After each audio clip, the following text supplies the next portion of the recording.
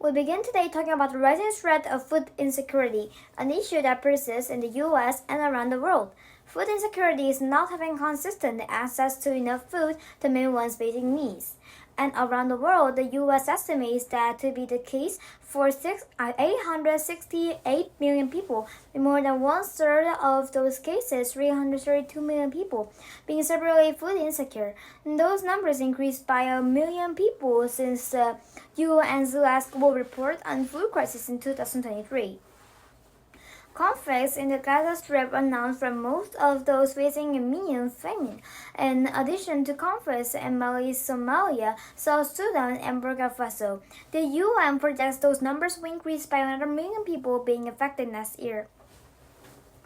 And the U.S., a growing number of families are struggling to put food on the table. A USDA report showed that more than 47 million people were food insecure last year, a slight rise on the year prior. The report attributes a spike to inflation and rising food costs, and the rollback of relief programs during the COVID-19 pandemic, which boosted support for things like SNAP benefits and free school meals for all students, has left families with fewer resources to help put food on the table.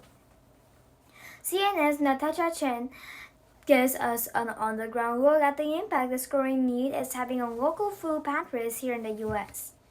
You have a happy Thanksgiving.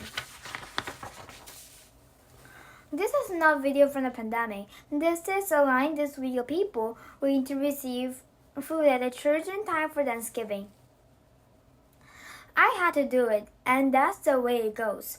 Chris Merrill has been coming to this Pasadena, California church every week for several years. My wife won't even come because she'd be embarrassed. He's a retired mechanic living on less than $700 Social Security per month.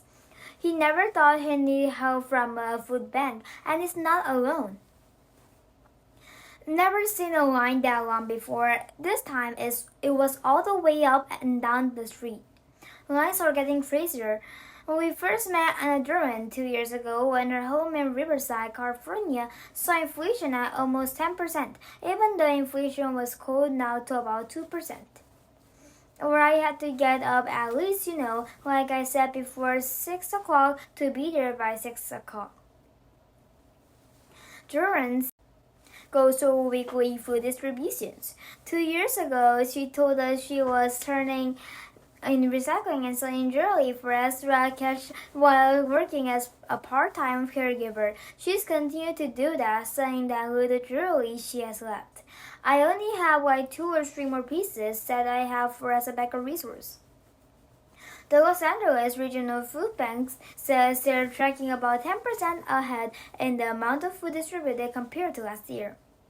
They're serving 900,000 people a month right now near pandemic levels. We can't turn nobody away. In New York City, some days you don't know where your next meal is coming from. A city harvest says visits to city food pantries and soup kitchens are at the highest level on record, even higher than the pandemic's peak. In Chicago, Common Pantry says they're serving 26% more households per month than last year. Across the country, 85 of food banks in the Feed America survey reported similar or higher demand of food assistance comparing this August with last August.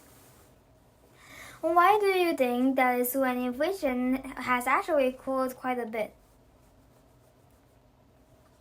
I think what we're seeing here in Los Angeles is the cumulative impact of inflation. Food prices are about 25% higher than they were pre-pandemic. Now the unemployment rate has come down. We would expect the demand for food assistance to decrease, but that's not what has happened. Parkway's hot showers planets in our solar system do not have a natural satellites or astronomical body that orbits them. Mercury and Venus, and Saturn, Mars, and Earth, or Jupiter and Neptune. The answer is Mercury and Venus, the only 2 planets without natural satellites like Moon. Astronauts recently captured video of objects in space of what he called cosmic fireflies. Now, scientists have been making some fascinating discoveries while studying space, but occasionally the intriguing phenomena they find have some less than stellar explanations. CNN's Jeremy Rose shows us that the case with these cosmic fireflies. An astronaut for the International Space Station recently shared an out-of-this-world site of what he dubbed cosmic fireflies, but there's more than meets the eye to this eye-popping celestial sight.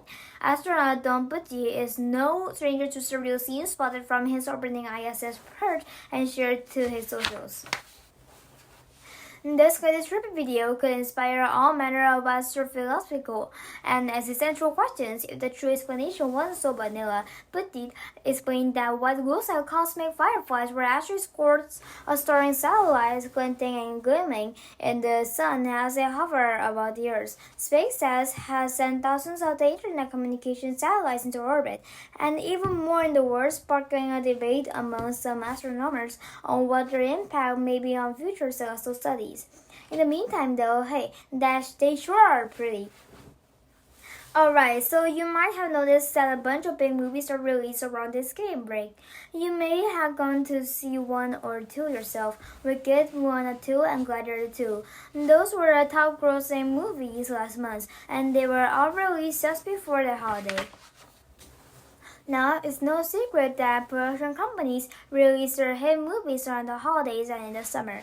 But it turns out there is an even more design behind releasing multiple blockbusters at the same time. CNN's Lisa Vesper's friends let us in on the movie studio marketing strategy behind filling up those seats in the theaters. Wicked, Gladiator 2, and Wicked, making it one of the most successful pre-Thanksgiving box office weekends in more than 10 years. Now, it's giving us echoes of the cultural phenomenon of Barbenheimer. Companies releasing movies on the same day as rival companies is actually not new. We've been matching US release dates in the past, including The Dark Knight and Mamma Mia, which was later coined The Dark Mama, and Casino and Toy Story, and way back in the 1990s, 10 Things I Hate About You and The Matrix. So why do they do this? Well, in the movie biz, it's called the counter-programming strategy. That's when companies release their film the same time as a film that is tonally very different to target, on paper, two traditionally different audiences. But they can also feed off of each other, as we saw with Barbenheimer, allowing social media to do a lot of the marketing for the studios, making people want to be part of the conversation. And there's an economic aspect too. In the 1930s, a double feature where you get to see two selected films with one ticket was created to attract moviegoers during the Great Depression.